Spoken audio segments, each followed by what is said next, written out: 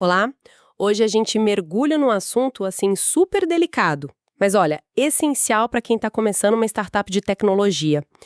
Como dividir as cotas, o famoso equity, entre os cofundadores e também, né, como lidar com saídas que acontecem mais do que a gente imagina. É um ponto crítico, sem dúvida. E a nossa análise hoje, ela vai fundo nas recomendações da Y Combinator, sabe?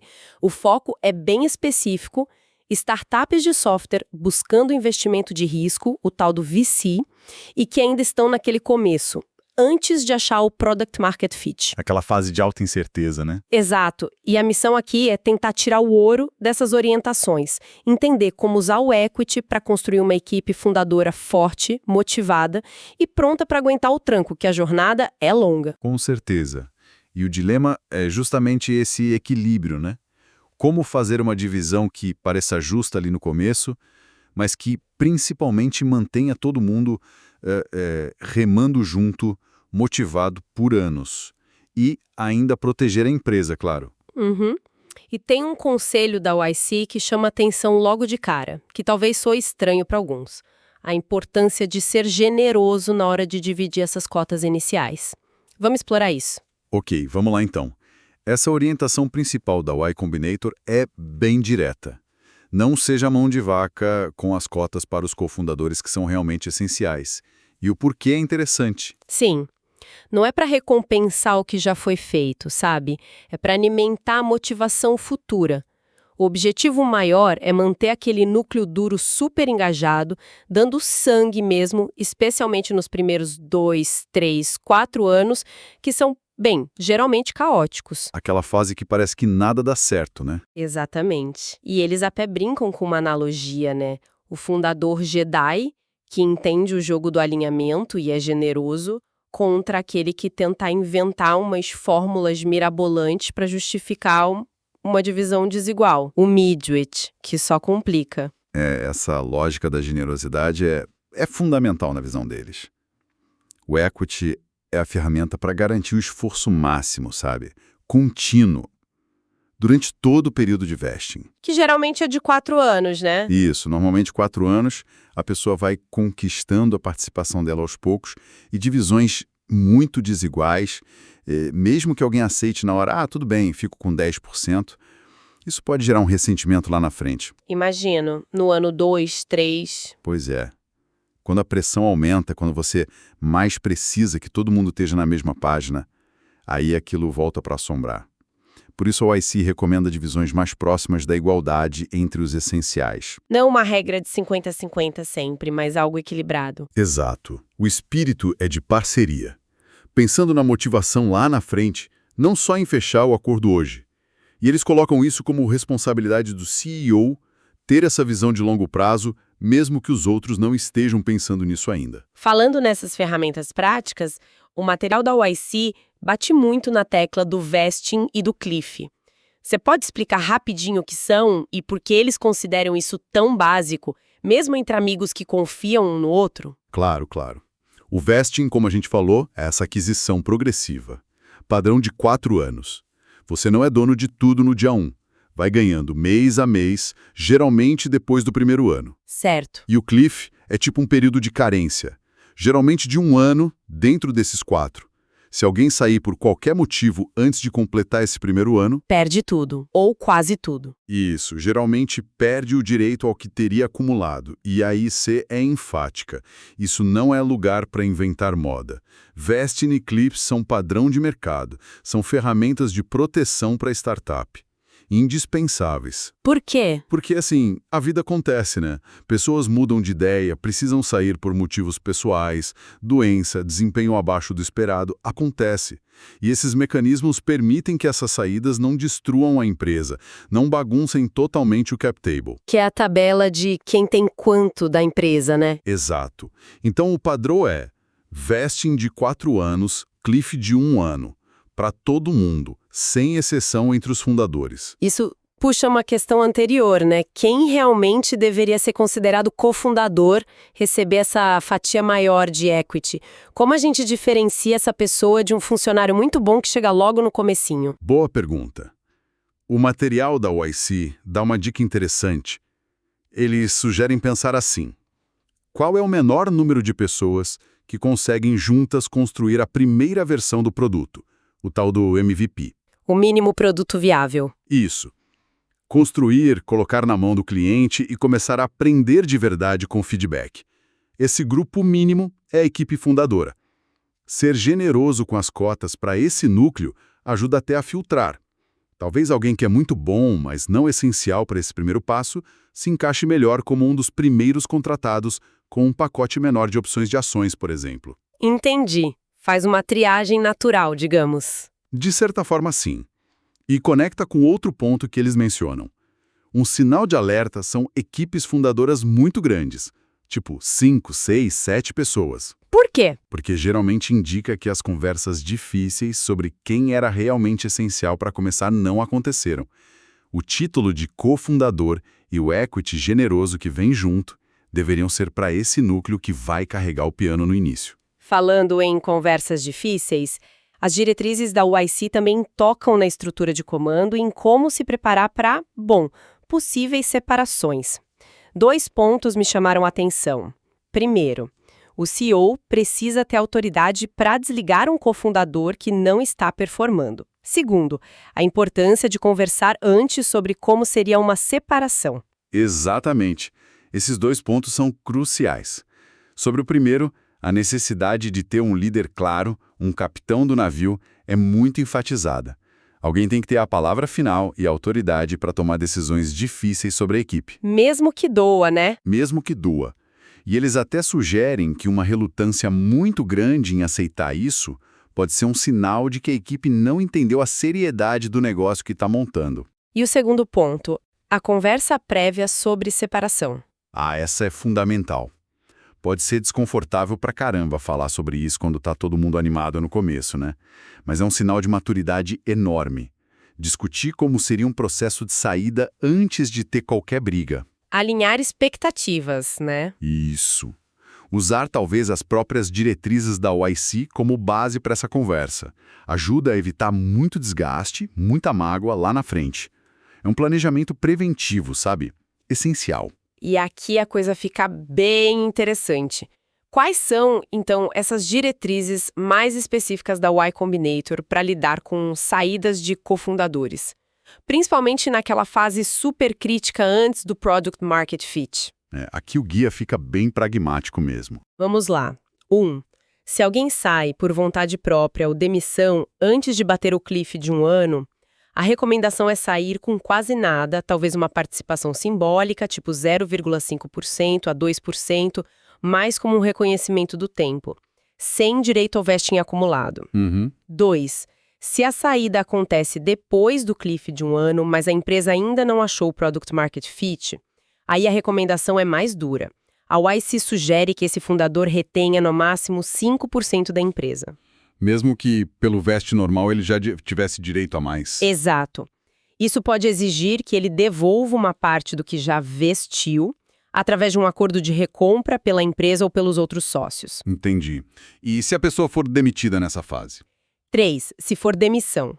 É considerado razoável oferecer uma pequena compensação, um severance, talvez 1 a 3 meses do salário que a pessoa recebia. Certo. E se pedir para sair? 4. Se a saída for voluntária, aí o severance não é comum. 5. E um ponto importante para todas as saídas.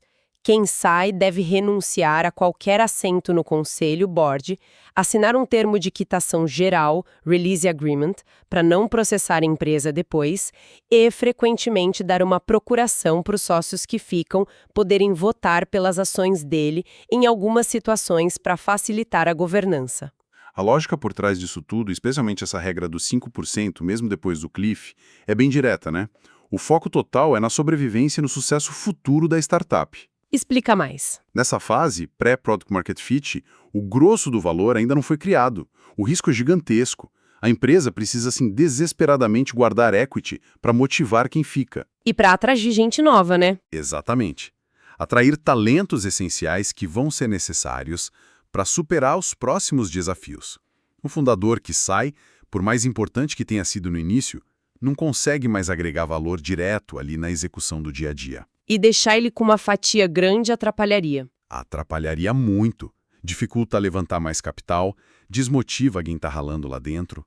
No fundo, prejudica as chances de sucesso de todo mundo, inclusive o valor da participação de quem saiu, paradoxalmente.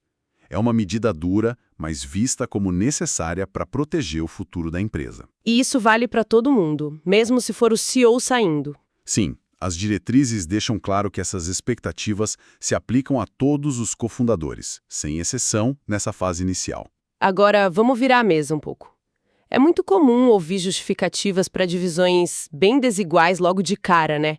O material da YC meio que desmonta várias delas. Sim, eles são bem diretos nisso. Por exemplo, aquela, mas meu sócio topou receber só 10%. A YC diz, isso é miopia, pensamento de curto prazo. Ignora a motivação lá na frente. Outra, a ideia original foi minha. Clássica essa. E a resposta é, ideia é bom, mas execução é tudo. Se o outro é cofundador, é porque ele é essencial para executar, certo? Então a motivação dele importa. Mais uma.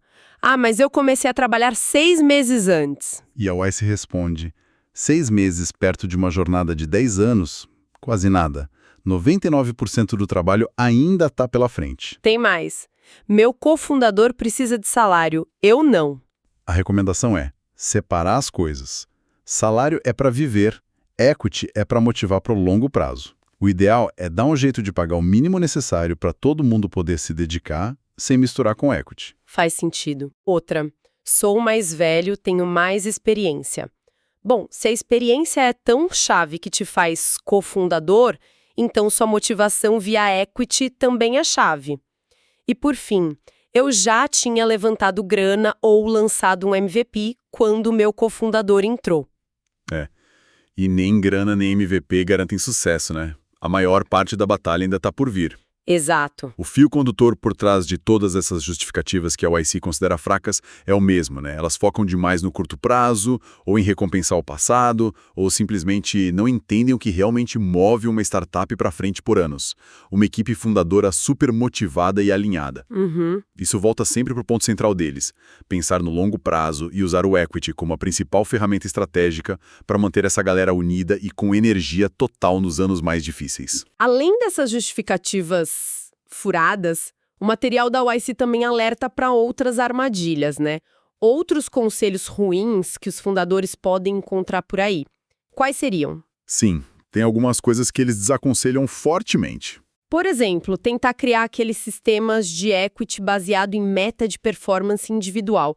Parece fazer sentido, né? Mas na prática... É um pesadelo. Definir meta justa e estável no caos que é o início de uma startup, quase impossível. Só adiciona complexidade onde não precisa. É muito melhor seguir o padrão, vesting e cliff. Outro ponto. Fundadores trabalhando só meio período, part-time. Para startup de alto crescimento que busca VC, a YC geralmente não recomenda. O nível de dedicação que eles esperam é total, sabe? 110%. Entendi. E acordos de equity muito complicados, dinâmicos. Também é furada. Gera incerteza, pode acabar com a motivação que o equity deveria criar. A clareza do vesting cliff padrão é muito mais poderosa. Simples e funciona. A mensagem, então, é: não tente reinventar a roda aqui. Exatamente. A mensagem implícita é forte. Vesting e cliff já são os mecanismos de proteção e alinhamento. Para que complicar? Inventar fórmulas malucas, muitas vezes, é só um jeito de evitar conversas difíceis. Tipo, take the with you again. Por exemplo, ou só desconhecimento mesmo do que funciona no mercado. A YC fala, inove no produto, no mercado, na estratégia, não na estrutura básica de equity. E os fundadores precisam ter coragem para lidar com os problemas diretamente. Isso, usar as ferramentas que existem, como o cliff e o vesting, para resolver problemas de desempenho ou desalinhamento, em vez de se esconder atrás de contrato complicado. É preciso matar no peito. Certo. Mas deixa eu te provocar com uma coisa que a gente vê no mundo real. Em muitas histórias de sucesso, um fundador, muitas vezes o CEO, fica lá 10, 15, 20 anos. Vira a cara da empresa. Olhando para trás, isso não justificaria ele ter recebido mais lá no começo? É uma ótima pergunta, super pertinente. E o material da YC não ignora isso não. Mas eles oferecem um contraponto bem forte. Qual seria? O período inicial, ali os primeiros 4 a 6 anos, É onde a imensa maioria das startups morrem. É a fase de maior risco, de maior mortalidade.